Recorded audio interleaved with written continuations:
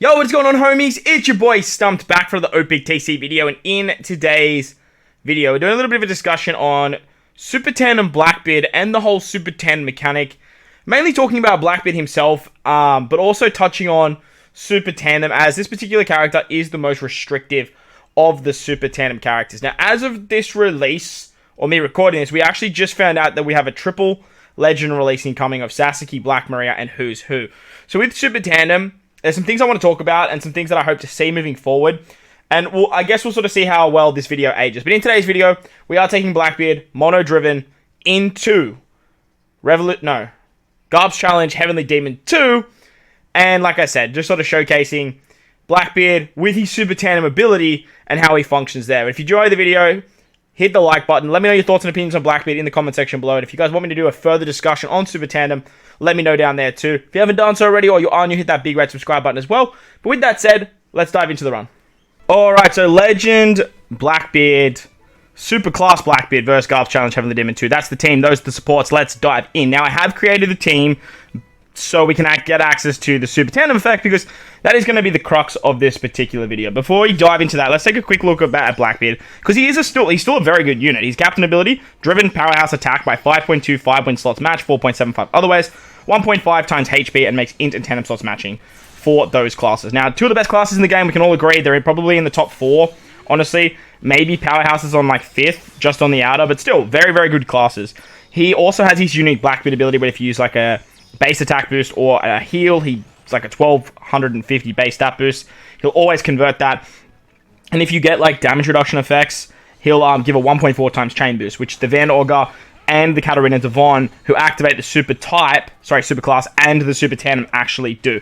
So as a captain, he's pretty good. There's no damage reduction, but he's very tanky. 74,000 HP is very, very nice. He is an int character as well. Int is a very strong color. You can use ships like the Magello. You can use ships like the... you can maybe build a powerhouse team with stuff like the Zunisha. You can do stuff with the Nostra Costello V2 because he's an int-based character.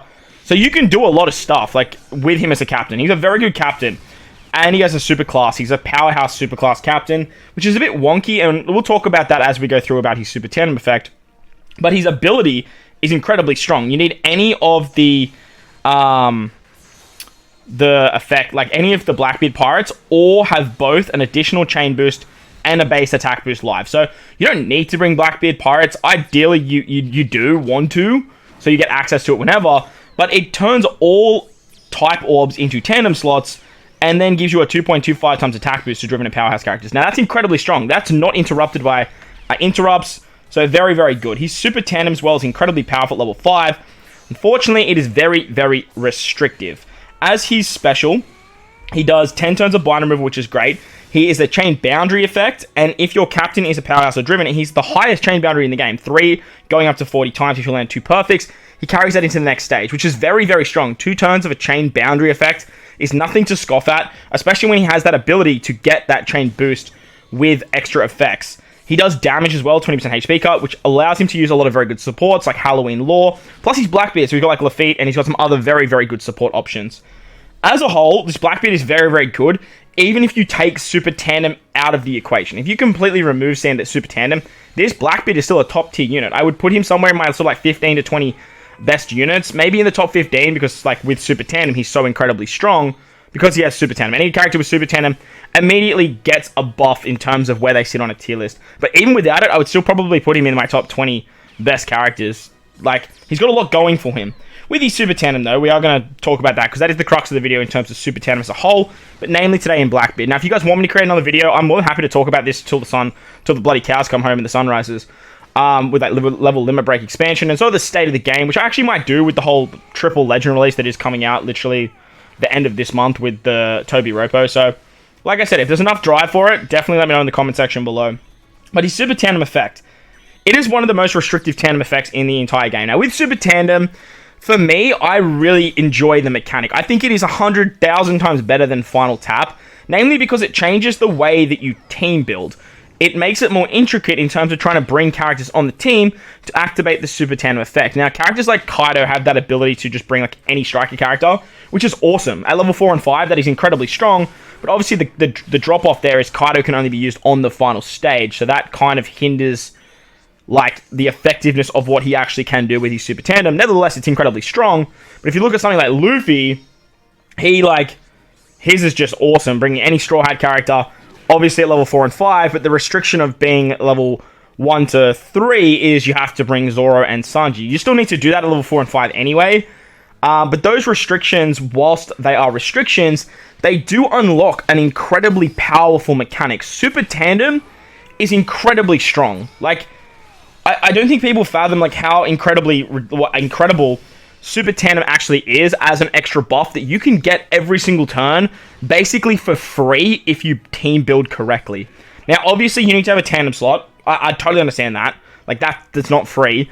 But, like, all you need to do is build a team, and then you get a lucky roll, and you have that ability to have Super Tandem. With Blackbeard, however, he is so restrictive that his condition doesn't change.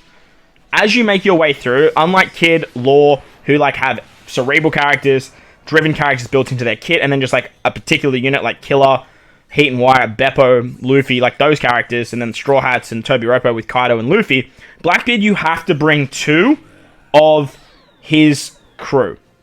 Now, there are not a lot of, like, his crew that are actually powerhouse units, so building a powerhouse team, because he's a super class powerhouse character, is a little bit wonky. Obviously, you have the new Jesus Burgess, you have the new Shiryu, and you have stuff like Van Ogre, Alvira Pizarro. They're the powerhouse units. But obviously, Blackbeard is a driven captain as well, so you can bring other units like you see here with like Van Ogre and Katarina Devon. But as you can see, like this Van Ogre, he's a treasure map character. Like, he's a treasure map rare recruit, and not a lot of people can have access to him because you actually can't pull him anymore. Now, the King, my boy Toads, or the broski Toadski, he made a really good point in his video about Super Tandem that if the character doesn't satisfy the conditions for what content you are versing, Super Tandem becomes sort of null and void because you still need to bring characters to get around particular pieces of content. And if they don't actually work for that particular piece of content, it's very hard to do so. Now, it's great that they release characters with the batch to actually activate the Super Tandem, but if those characters don't fulfill particular pieces of content's requirements, it kind of becomes null and void. And if they don't release more of those characters moving forward, it can be a little bit of an issue. That's why, like, Luffy is so good, because, like, there's always going to be, like, so many Straw Hats, right? Even with, like, Kaido and, like, the Wano arc, there's still going to be Toby Roppo units, there's still going to be his, like, Beast Pirates, so that's going to work well. But with Blackbeard, the Blackbeard Pirates don't have a lot of screen time, so there aren't that many units in the game, and moving forward, if they don't release any more units that are underneath the Blackbeard Pirates, it's going to be very tricky to team build. Nevertheless, I do really enjoy the other dimension it does create, and team building with this Super Tandem effect, for me, is a lot of fun. But let me know your thoughts and opinions in the comment section below. While you're down there, don't forget to belt the like button for me if you're new. Hit that big red subscribe button. But guys, wherever you are in this beautiful world, please remember to enjoy the rest of your day. As always, homies, I thank you for watching, and I'll catch you all in the next one. Later! Treasure Map King!